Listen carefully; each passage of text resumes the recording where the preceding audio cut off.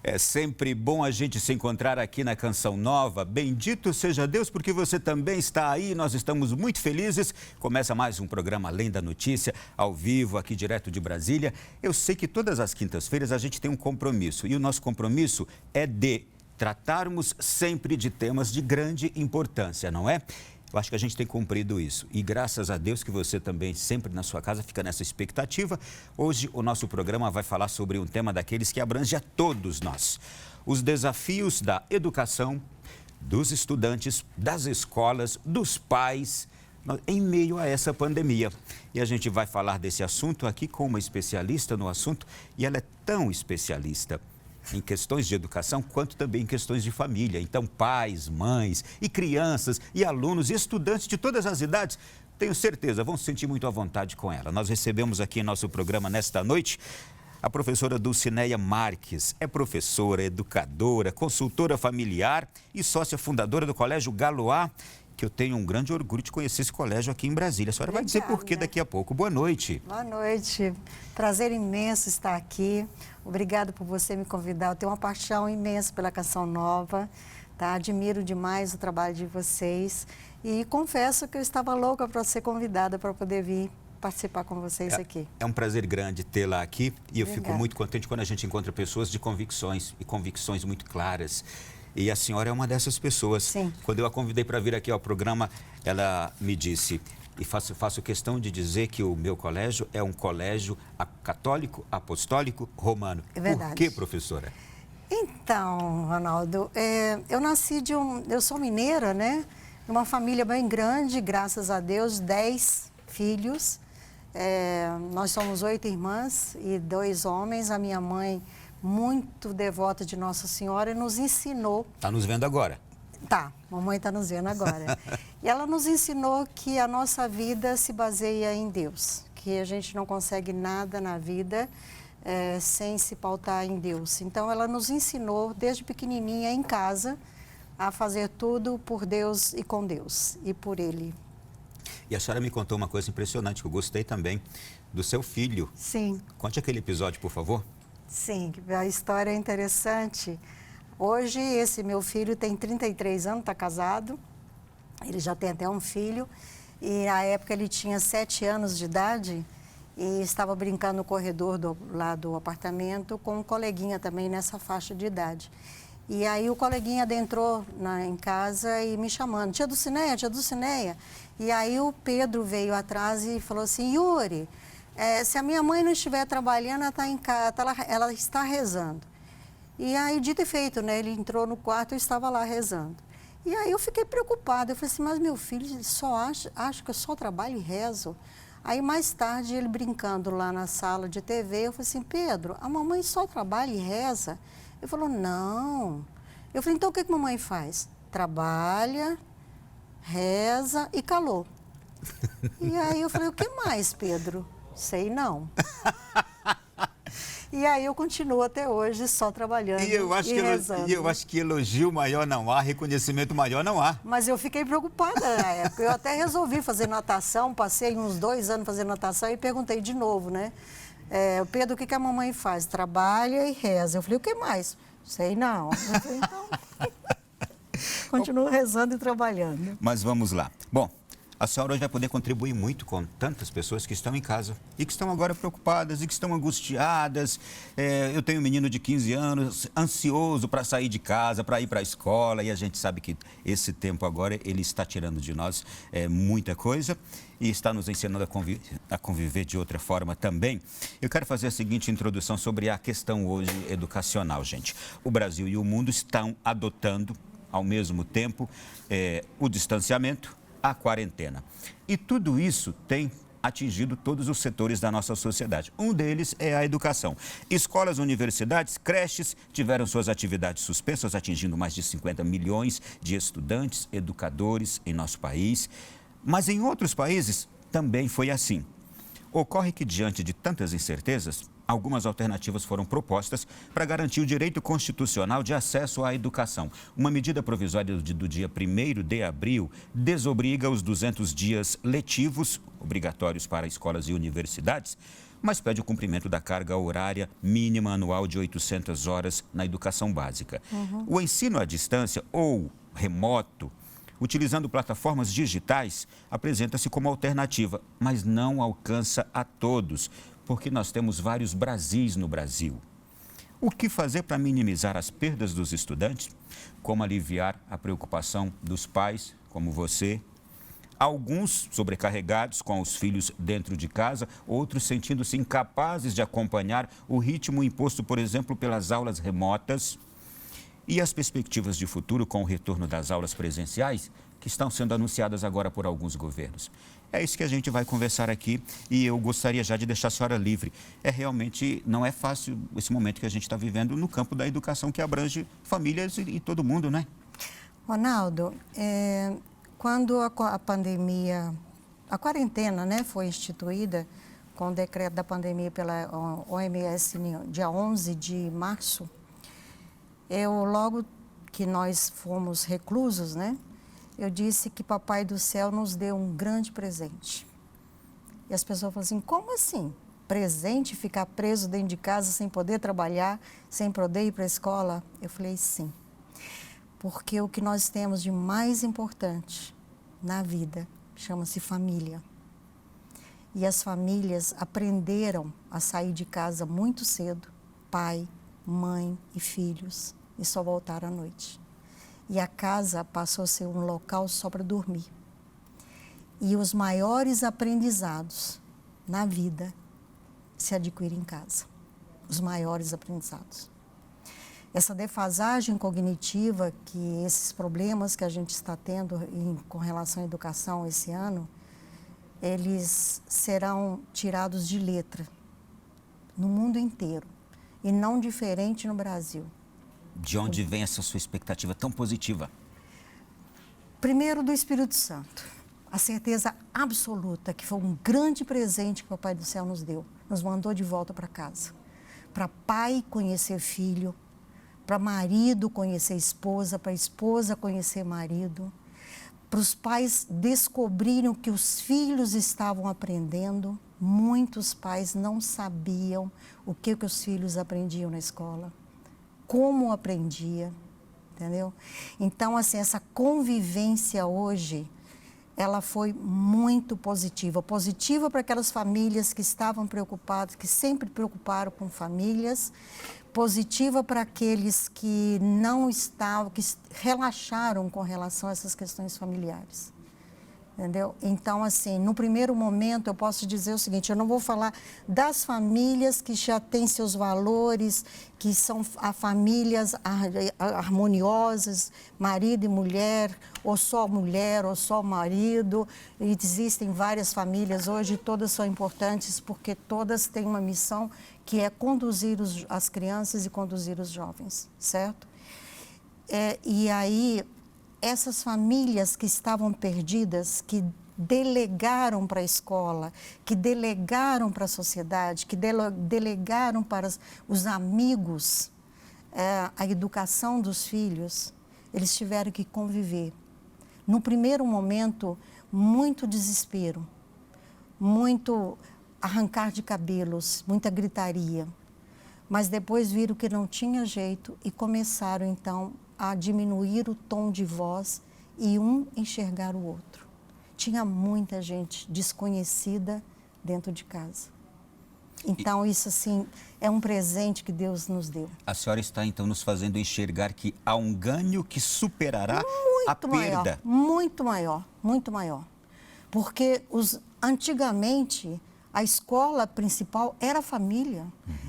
É na família que você aprende os valores. O que significa valor? Valor é o ato concreto de servir ao próximo. Entendeu? Viver os valores. Se eu respeito você. Então, eu estou a serviço de você. E não é isso que Deus diz? Amar a Deus sobre todas as coisas e o próximo como a ti mesmo. E como é que você ama o próximo? Vivendo os valores.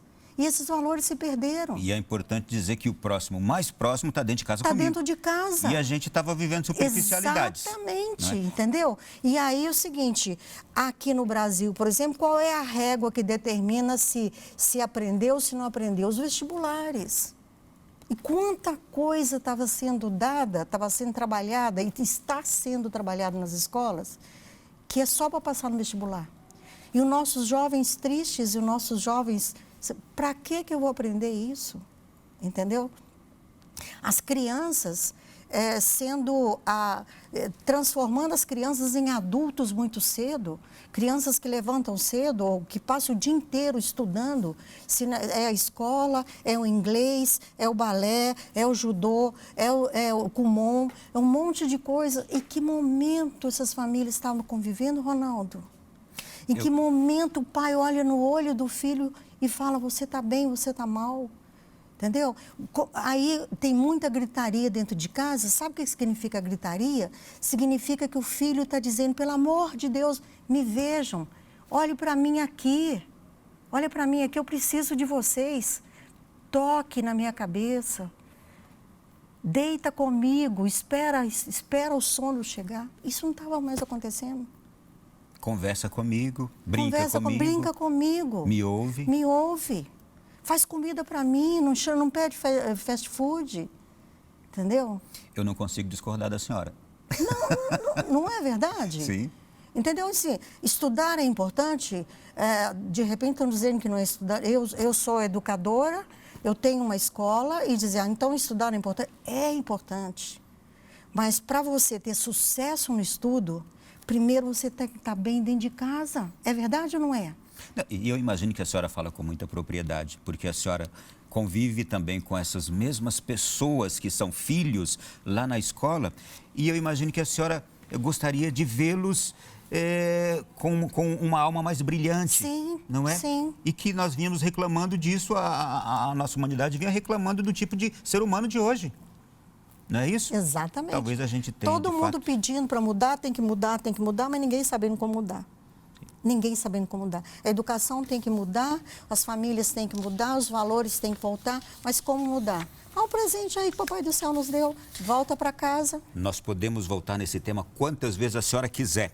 Eu quero aproveitar esse instante aqui em nosso programa também para dizer que na tarde de hoje o presidente da República, Jair Bolsonaro, anunciou o nome do novo ministro da Educação. Temos aí já a imagem do novo ministro, equipe, por favor. É o senhor Carlos Decotelli. Entre fevereiro e agosto, ele comandou o Fundo Nacional do Desenvolvimento da Educação, FNDE. Esse fundo é responsável por financiar alguns dos principais programas da educação básica pública nos municípios, como o transporte escolar e a infraestrutura escolar. O professor Decotelli é coautor de livros de administração bancária e financeira, tem doutorado em administração financeira pela Universidade Nacional de Rosário, na Argentina, e pós-doutorado pela Universidade Wuppertal, da Alemanha, também de acordo com outras informações. Ele tem passagem como docente por universidades e ainda como professor também da Fundação Dom Cabral e da Fundação Getúlio Vargas. Portanto, é o novo ministro da Educação, esse que nós estamos vendo aí agora. Desejamos todo êxito para ele. Aliás, a nossa educação grande missão. É uma grande missão, não é, professora? Grande missão. Por falar em grande missão, os professores estão agora com essa grande missão e desafio nesse tempo. Muitos conseguiram fazer um trabalho através de casa, não é? Trabalho remoto com alunos, mas como eu disse aqui, a gente tem vários Brasis. E nesse Brasil disperso, a gente tem localidades que não conseguiram ter nenhum aproveitamento até agora, devido à falta ou de computador ou de telefone celular. E mesmo tendo estes, não se tem internet, muitos lugares não se tem internet.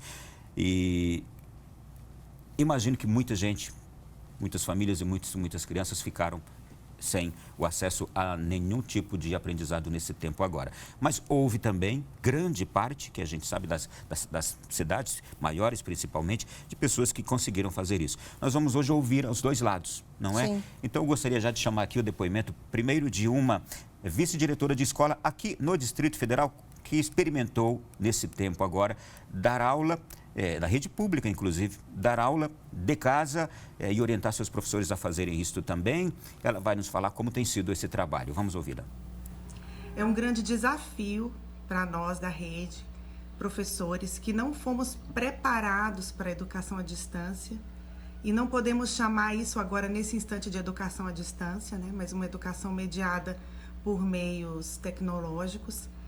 Tivemos cursos oferecidos pela nossa Secretaria de Educação, mas foram de forma rápida, então, com certeza, nós vamos precisar, enquanto professores, enquanto escola, de um tempo mesmo de adaptação para trabalhar nas plataformas virtuais, as quais nós não estávamos preparados para isso, né? Nós temos uma grande preocupação de não sobrecarregar as famílias. A minha escola é uma escola classe, escola de crianças pequenas, do 1º ao 5º ano. Não é nossa intenção deixar as crianças 5 horas, né? 4 horas, 3 horas diante de uma tela, não é nem saudável. E nós sabemos que as famílias também têm muitas outras preocupações, né? A gente não pode sobrecarregar as famílias, então tem sido um desafio. São muitos aspectos nessa resposta, como é que a senhora analisa? Bom, com relação a... Primeiro, nós estamos em Brasília, né? Apesar de nós estarmos falando para o Brasil e para o mundo todo, mas aqui no Distrito Federal a rede pública tem feito um trabalho maravilhoso, muito bom. Os professores estão realmente correndo atrás, fazendo um bom trabalho. Quando ela diz que a rede pública aqui preparou os professores... Tiveram condições de fazer um preparo pequeno, mas fizeram. Pequeno, mas fizeram, mas muitas escolas privadas não fizeram, entendeu? Escola privada diz o seguinte, nós estamos com um problema, você se vira, vai e faz. E ele foi atrás no YouTube aprender como preparar uma aula de internet, de preparar uma aula remota, entendeu? Então, assim, não teve treinamento, não deu tempo, né, Ronaldo? Não teve tempo, porque... até porque a clientela da rede privada, ela é exigente, ela quer resultados imediatos e eficientes, né? Mas a escola pública, ela fez esse trabalho e me chamou a atenção uma fala dela aí. Primeiro, ela dá um depoimento de que os professores estão engajados, né? Isso faz uma grande diferença na vida do estudante. Professor engajado garantia certa de que o aluno retorna para a escola. Porque o professor é que faz a diferença na vida de um jovem. É impressionante. O poder que os professores têm na mão dos alunos. Professor engajado significa professor presente, aluno de volta para a escola, independente do tempo. Tá? Defasagem de conteúdo, mesmo tendo aula remota, vai ter sim, mas não vai ser uma perda tão significativa de levar as pessoas a perder o sono. Talvez a gente tenha que preocupar, sim, você colocou aí em pouco tempo, ainda há pouco, que alguns lugares no Brasil, os alunos, em função de tecnologia, ou se tem a tecnologia, não tem internet eficiente, não tem recursos. O acesso, né? O acesso, né? Então, aí ficou realmente sem aula. Mas, nesses casos, cabe aos educadores, cabe ao prefeito, cabe à comunidade da região trabalhar essa questão. Deixar o aluno perder o ano não pode, porque entra uma questão emocional muito grande. Entendeu? Então, nesse retorno, é preciso correr atrás, ainda que tenha que deixar o aluno na escola o dia inteiro, fazer essa recuperação do aluno para que ele possa avançar no ano seguinte. Porque tem um efeito emocional muito grande, dizer o seguinte, eu perdi o ano, eu vou ter que repetir o ano letivo. Isso é para aquelas escolas que não tiveram nada. E eu tenho certeza que isso vai acontecer em se tratando de Brasil. O povo brasileiro é muito criativo. O brasileiro realmente vale acreditar e apostar no brasileiro. Só quero terminar que se você manifestou interesse em fazer uma pergunta. Uma outra fala dela é que a preocupação de não deixar as crianças muito tempo diante da tecnologia. Telas, não pode. À medida que... quanto menorzinhos, orientado que fique no máximo até 2 horas. Isso, crianças de 4, 5 anos de idade. À medida que eles vão ficando maiores, então, pode chegar até 4 horas, mas mais do que isso não é aconselhável. Os maiores podem ficar até 5 horas. Então, assim, tem que fazer um dever de casa muito bem feito para poder a gente conseguir cumprir as 800 horas que o MEC determinou. Tá? E tem que cumprir as 800? Tem que cumprir as 800, porque eram 220 dias letivos, agora passou para 200.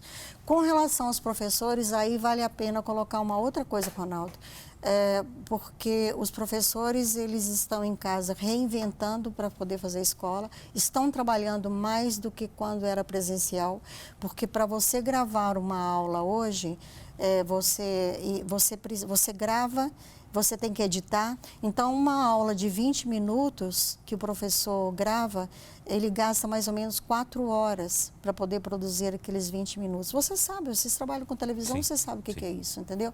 Então, assim, demanda tempo. Eu peço a todas as famílias do Brasil, assim como vocês bateram palma para todos os profissionais da saúde, e é merecido, e por todos aqueles que estão trabalhando para que a gente possa ficar de quarentena, estão trabalhando para cuidar dos doentes, também é preciso bater palma para os professores. Eles estão trabalhando muito, eles estão muito cansados, viu, Ronaldo? Nosso primeiro bloco já terminou. Já terminou? No próximo bloco, nós vamos ter uma sequência de professores falando de realidade. Pessoal, comentar aqui com a gente, hein? Vamos para o intervalo. Primeiro, a gente já volta aqui na sequência do Além da Notícia. Voltamos aqui no nosso Além da Notícia dessa noite. Eu sei que você está gostando, porque nós estamos falando de um tema que abrange a todos nós, pais, filhos, estudantes, os professores e a questão da educação, que tanto nos preocupa, com boa razão, tá certo? Temos que nos preocupar com a questão educacional. E eu estou recebendo hoje aqui a professora, educadora, consultora familiar, Dulcineia Marques, que é aqui em Brasília, tem uma escola católica de referência e que a gente fica muito feliz. Aliás, não só isso, a senhora tem o blog Mais Família e Educação. O que tem nesse blog? Então, Ronaldo, quando nós montamos o Colégio Galois, nós montamos pensando em três pilares. O cognitivo por excelência, para que o aluno se preparasse bem, e saiba-se que, para um aluno se preparar bem, ele tem que ter gosto pelo estudar. Ele tem que gostar de estudar. E aí você pergunta o seguinte, como é que faz para gostar de estudar? Ter bons professores.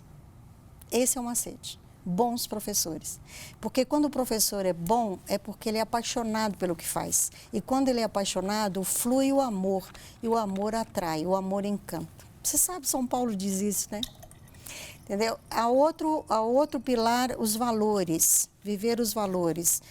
A época não era comum nem uniforme mais na escola, em Brasília, e nós retomamos o uniforme para que todos ficassem iguais e não trouxesse moda, marca nem nada, entendeu? Então, os valores, respeito, responsabilidade, honestidade, esses pequenos valores, por favor, dá licença, entendeu?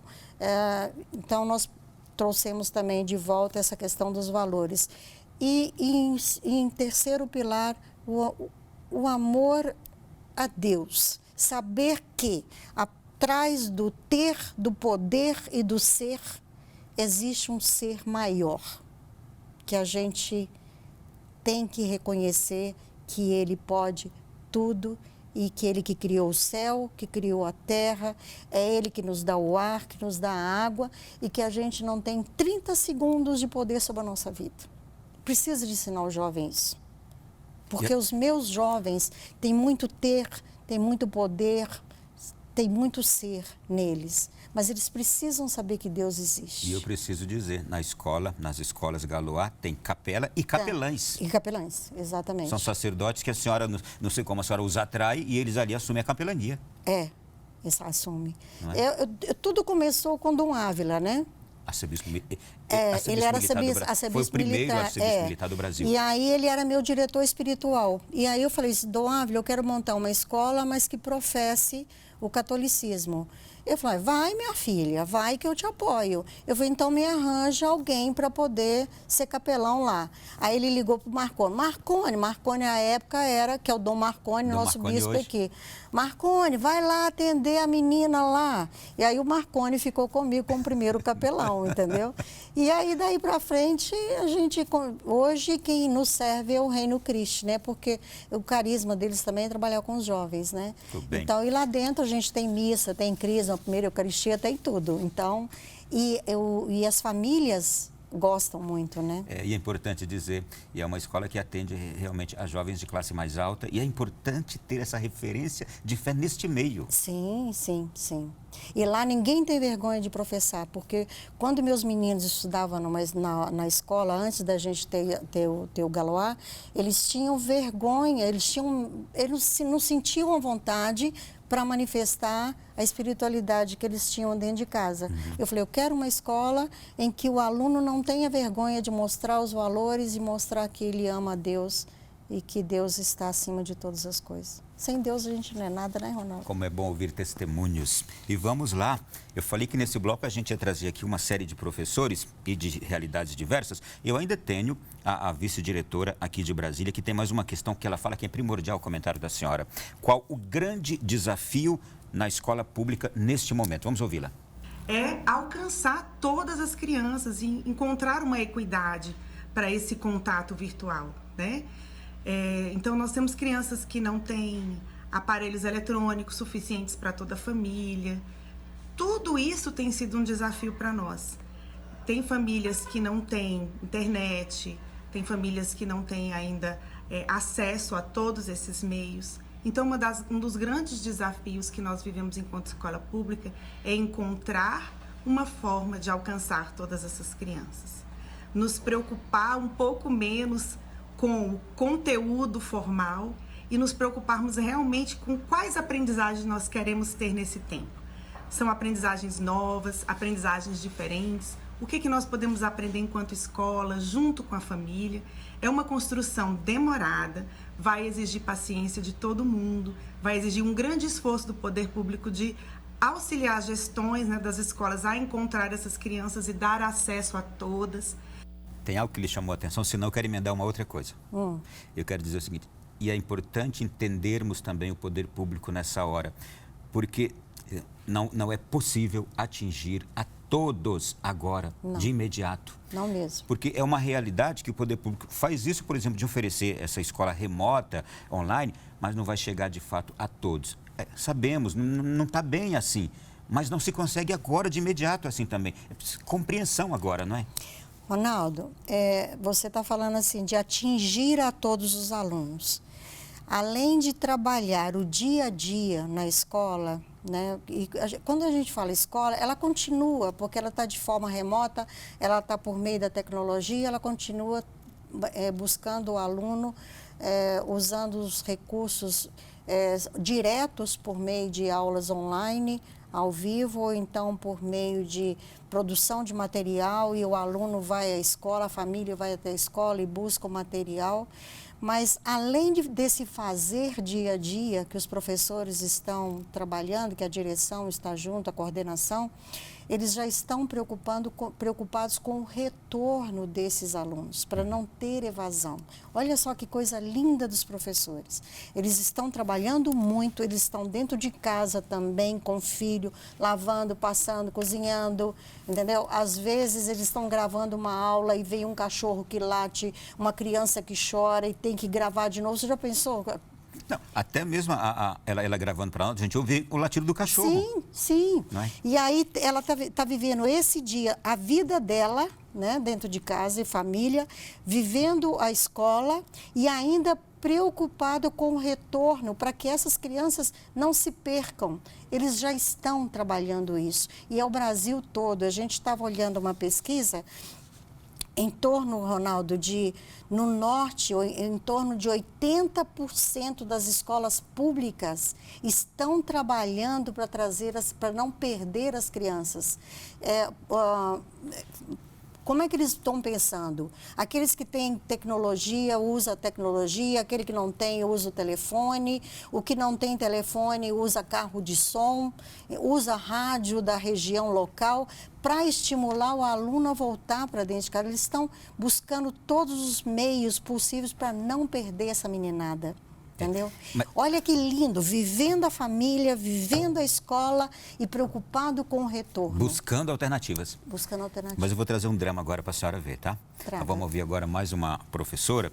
E essa aqui traz um drama, eu imagino que é de escola na periferia, de pessoas mais carentes, que não têm acessos. Vamos ouvir agora a professora Raquel Costa.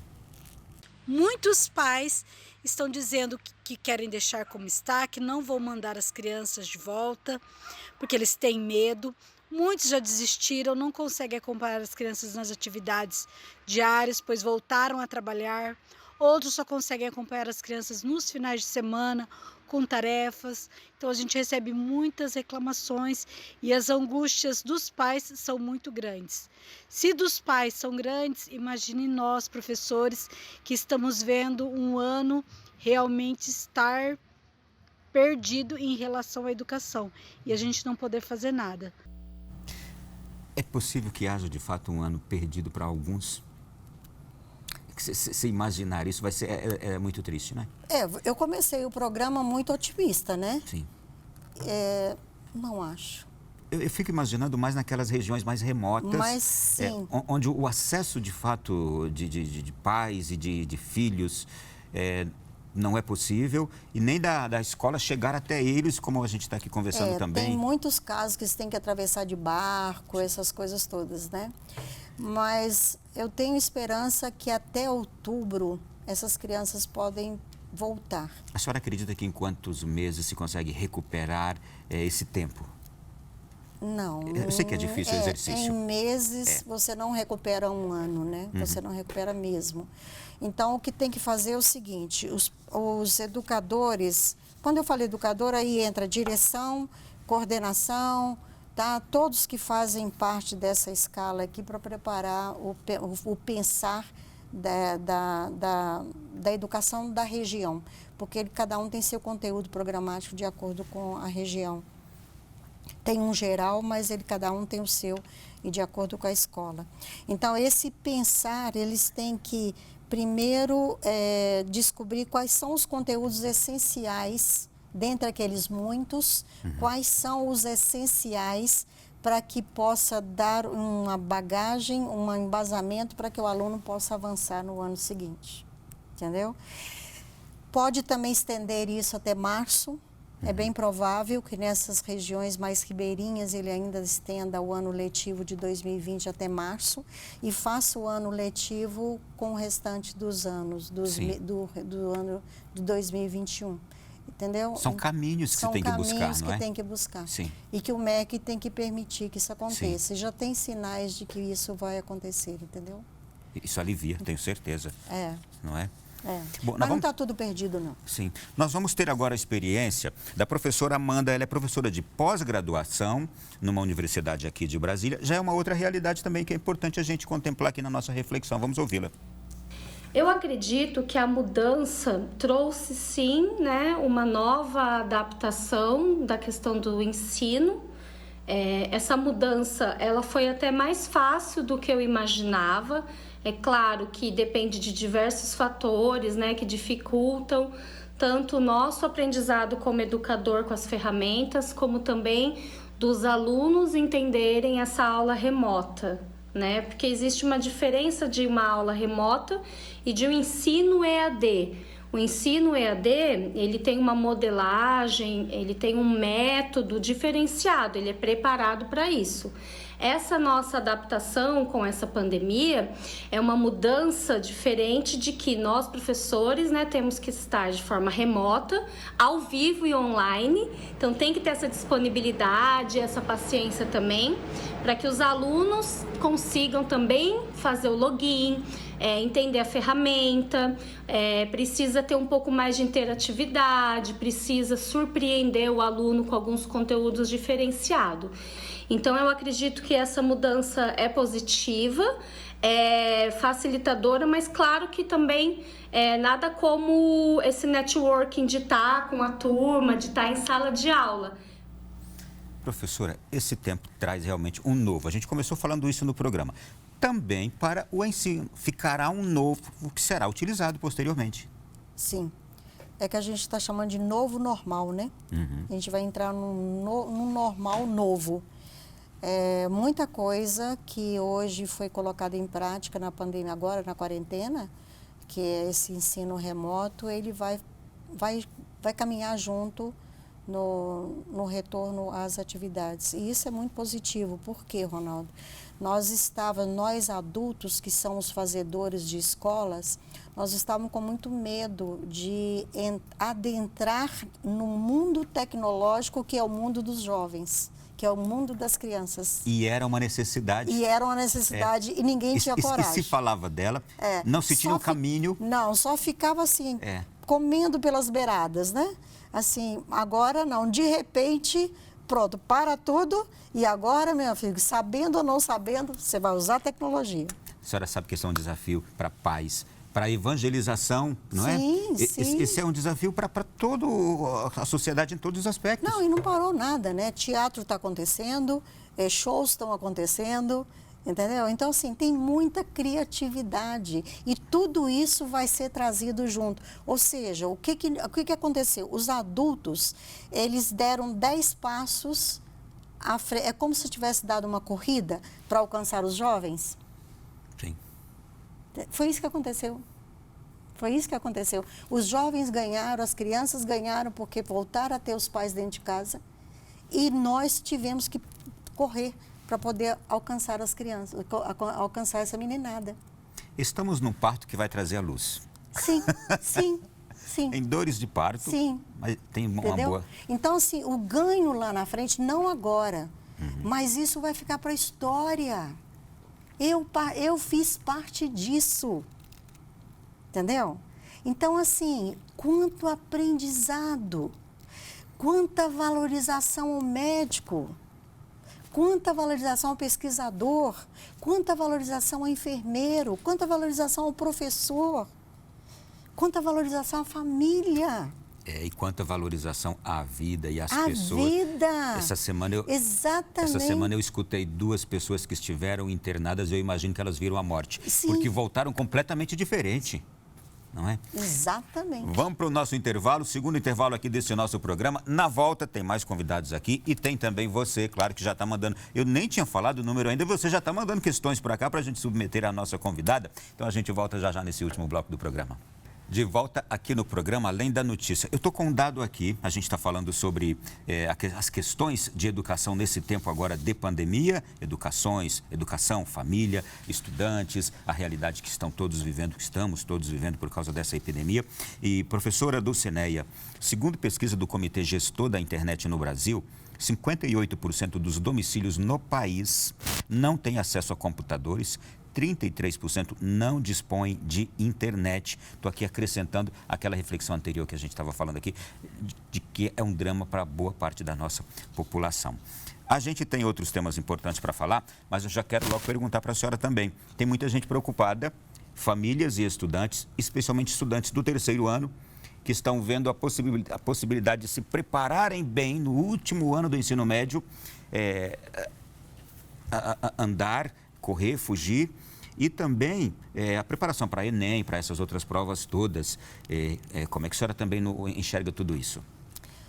Ronaldo, especificamente para os alunos do 3º ano e do pré-vestibular, né, que são aqueles que vão fazer vestibular esse ano, os vestibulares vão acontecer, pode ser que não aconteça agora no final do ano, mas eles podem acontecer até março, como eu disse para você, porque outras situações parecidas como essa já aconteceram, mas que vão acontecer. Existem muitos recursos hoje na tecnologia para buscar a preparação para esses vestibulares. Tá? E para diminuir a preocupação, Para diminuir a preocupação. Então, é o seguinte, concluir o ensino médio, como você fala, 3º ano, isso é uma preocupação dos educadores da escola da região. Isso, de uma forma ou de outra, eles vão buscar uma solução, tá? Então, não tem que preocupar com isso agora. Preocupar, sim, preparar corretamente, porque os alunos de escolas privadas estão se preparando.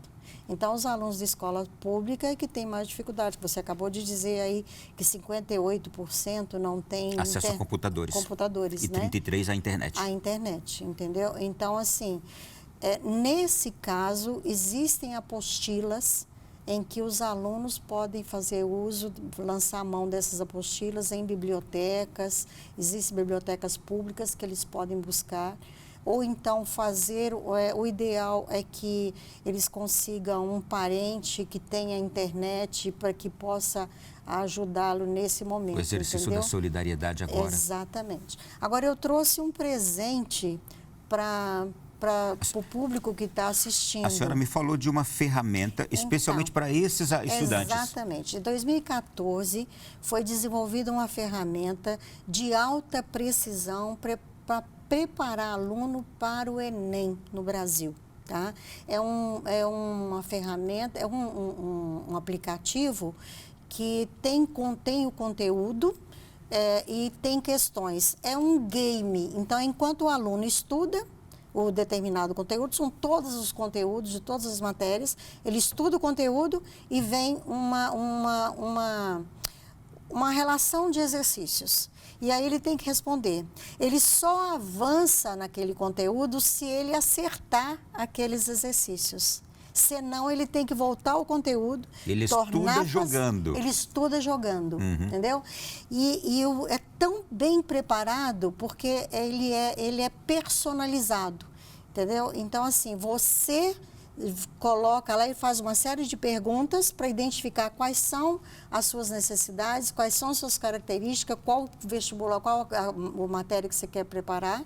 E aí vem para você os conteúdos e de acordo com as suas necessidades. À medida que se você logo no início você já está bem, então você vai avançando e você fica louco para poder você avançar, para poder você ir ganhando tempo. E vai aprendendo, vai conhecendo. E com essa ferramenta, o aluno passa em qualquer vestibular no Brasil. Vamos aqui para o nome. Então, eu trouxe para vocês de presente. É o Geek Games Enem, não é? O mais importante é isso, na hora que você colocar lá o geek.com.br. Acessa lá que tem uma modalidade que é gratuita, tá? Mas é o mais simples. E aí, se a pessoa quiser um trabalho mais personalizado, ele paga uma adesão de 30 e poucos reais para poder se tornar... Tem ele gratuito e tem ele mais personalizado. E aí ele passa em qualquer vestibular no Brasil. Que dica importante, porque a gente já está sabendo, conhecendo pessoas que estão preocupadas quanto a essa preparação. Com essas ferramentas, não é? Exatamente. E tem outras no Brasil, mas essa é a melhor. Tá, se você quiser, pergunta no nosso WhatsApp aí que a gente põe para você lá, tá bem? Só pedir no nosso WhatsApp que a gente manda para você o nome direitinho, se não conseguiu escrever, tá bem? Geek Games. Vamos lá. Professora, nós temos mais gente para nós ouvirmos ainda. São professores também. Nós temos agora uma professora e mãe que traz uma realidade importante, uma preocupação, a questão da socialização. Vamos ouvi-la. A questão da socialização, né? Que nessa fase é muito importante para o desenvolvimento das crianças. Mesmo a gente realizando as aulas online, né, diariamente, tendo um momento para que as crianças possam se expressar, ainda é um fator muito importante e difícil de trabalhar, né, pelas aulas online. E outro fator muito importante é a questão de acompanhar o desenvolvimento das crianças, porque as atividades são realizadas com os pais em casa, atividades essas que eram feitas com os professores na escola e com os recursos necessários. E como mãe, um desafio muito importante que a gente vem enfrentando, o meu filho tinha uma rotina bem estabelecida. Ele frequentava a escola durante a manhã, 2 vezes por semana à tarde ele fazia natação, ele descia para brincar com os colegas, jogava bola, andava de bicicleta e de um dia para o outro tudo isso foi interrompido. E é muito difícil explicar para uma criança de 5 anos que ele não pode fazer mais as coisas que ele fazia. E aí, como lidar com essa questão agora? Diálogo. Não falei para você que é o presente do Papai do Céu? Os pais têm que aprender, entendeu? As crianças, elas têm uma capacidade muito grande de abstrair, de entender as situações, entendeu? Agora, o que não dá eu não estou dizendo que o que ela trouxe ali é tudo importante, a socialização é importante sim. Ela fala de pré-escola, que são as crianças pequenininhas, porque o pai coloca o filho na escola nessa fase por causa da estimulação motora, da socialização, e também muitas vezes porque ele trabalha e ele precisa de deixar o filho em algum lugar. Mas isso realmente impactou bastante nas crianças até a fase aí de 5, 6 anos, 7 anos também, primeiro ano. Agora, em casa, os pais têm que organizar a vida, fazer o trabalho dele remoto, o trabalho dele de home office, né? Não é nem home office, é home work. É trabalho, levou o trabalho para dentro de casa, ele tem que cuidar da escola, ele tem que ajudar o filho na escola e ainda ter tempo para brincar com os filhos. Tem um monte de perguntas aqui, viu, professora? Dayana, Giovana, Sebastião estão nos acompanhando agora. Eles estão comentando aqui, com o distanciamento presencial das crianças na escola, como nós podemos manter nossos filhos com a mesma motivação no aprendizado. Tem outro aqui, o Yuri Santana de Manaus. Olá, Yuri, boa noite. Ele diz tema bastante pertinente, mas isso tem solução, caso os pais entendam que eles têm a obrigação de educar seus filhos e os professores de ensinar. O Geraldo é de Castelo, no Espírito Santo. Participei várias vezes do programa, Ronaldo. Parece que o nosso presidente, pela primeira vez, acertou em cheio com a escolha do ministro. O que o senhor acha do novo ministro? E quem mais aqui? A Marli, do Rio Grande do Norte também. A senhora não acha, professora, que estamos diante de uma nova possibilidade, intercalar aulas remotas com presenciais? Comente o que a senhora acha que dá para comentar. Então, primeiro, intercalar aulas presenciais com aulas remotas é bem provável que isso vá acontecer, numa proporção bem menor, tá? No primeiro momento, isso já está previsto, que é para o ensino médio. O novo ensino médio, a gente pode usar 20%. Eu acho prematuro dizer isso para os menores, tá? Porque os menores não têm maturidade ainda e ficar em casa é muito cômodo, né? E tem a questão da socialização que é importante. E tem a questão da socialização que é muito importante, tá? Então, agora, essa convivência que você falou de Adriana, de Dayana. Sim, uma família inteira nos acompanhando. Então, criar. Os pais têm que ir para o chão e brincar com as crianças, entendeu? É difícil? É cansativo? Entendeu? Mas não precisa fazer muita coisa. Vai para o chão, deixa subir em cima, deixa brincar e vira e revira e arruma joguinhos. E eles são muito criativos. Aprende a brincar com os filhos. Pede os filhos para ensinar os pais a brincar. E eles vão ficar muito felizes. E a senhora já está emocionalmente muito felizes. Não, e a senhora já está respondendo aqui também. É manter a motivação também nesse tempo, não é? É mantida assim também. Canta, dança, entendeu? Conta a história de como é que da adolescência, do casamento. Vai ver fotos. Olha quanta oportunidade para as crianças hoje saber quem é a avó, quem é o avô, quem é o bisavô, quem é tio, quem é primo, porque está tudo distante, a gente estava distante, né? Professora, tem uma professora de escola particular que ela está dizendo assim, eu gostaria de ter uma diretora assim. Muito obrigada. A gente tem agora a participação de uma professora. Ela é professora de música numa escola, a professora Ruanda Silva, ela é cantora, inclusive. E olha só o que ela fez também neste tempo agora. Vamos ouvi-la. Como vocês podem ver, vocês estão aqui na minha sala de aula, que é dentro da minha casa. Assim como a maior parte dos professores que estão dando aula dentro de casa. Não é o local apropriado, mas é um local adaptado. Por exemplo, na minha matéria, que é totalmente recreativa e interativa, que já estávamos acostumados a uma rotina e ela teve que ser mudada, teve que ser quebrada, eu falo para vocês, colheres se transformaram em baquetas, tambor virou panela, virou balde, o pilão, nós trabalhamos senso rítmico com o pilão, e é isso. Nós trabalhamos na criatividade nessa parte, tanto que eu tenho agora até um lema, eu gosto de brincar falando bem assim, eu tenho que trabalhar com aquilo que temos em casa. Então, antes de fazer todo aquele meu planejamento, eu penso primeiro se eu vou estar trabalhando com algo que seja fácil para aquela criança ali ter em mãos. Mas isso tudo que estamos passando só nos prova que nós temos essa capacidade de fazer aquilo que é incomum. E nós estamos conseguindo.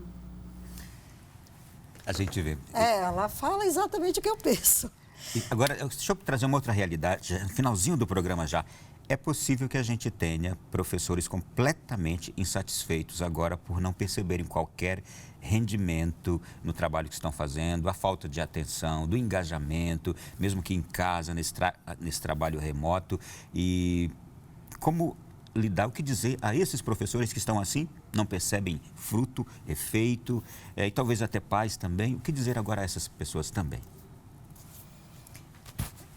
Essa professora, qual o nome dela? Ruanda. A Ruanda, ela falou de uma coisa muito importante, quebrar rotina.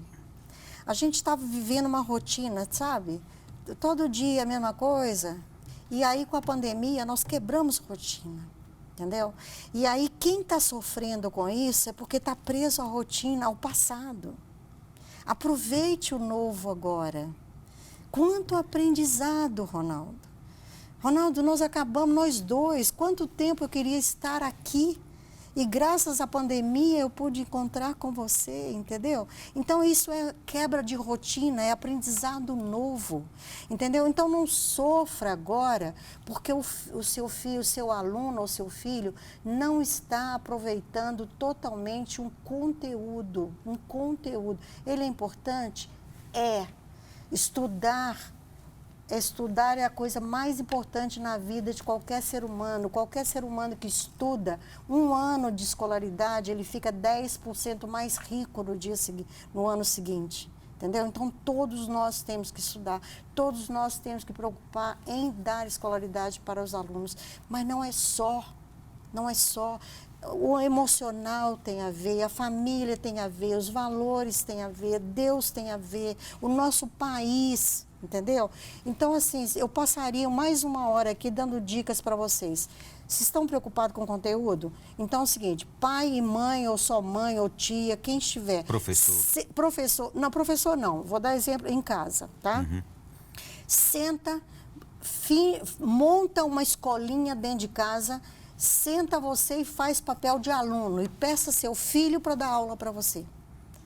Entendeu? Passa a tarefa de manhã e fala, olha, quais os assuntos que você tem que estudar hoje? Então, estuda que você vai me dar aula.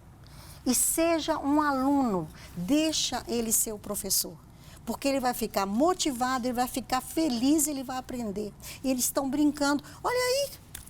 Vou fazer o seguinte. Nosso tempo está esgotado. Vou pedir apenas 30 segundos para a gente ver esse vídeo e encerrar o programa. Solta aí para a gente, por favor. É encantador. É encantador.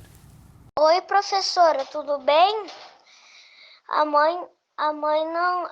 Eu não... Assim, você, professora... Sem você, professora, eu não consigo aprender bem.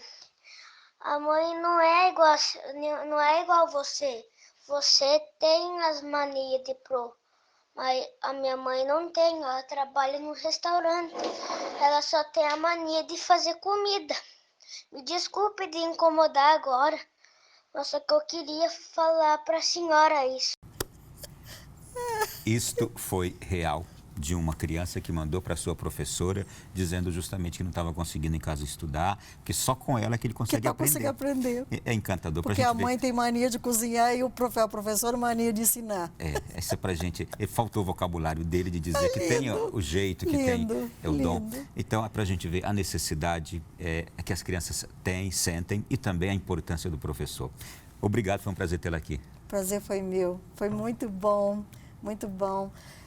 Gente, não sofra, tá? Deixe o tempo cuidar das coisas. Tudo passa e nós só estamos aprendendo muita coisa.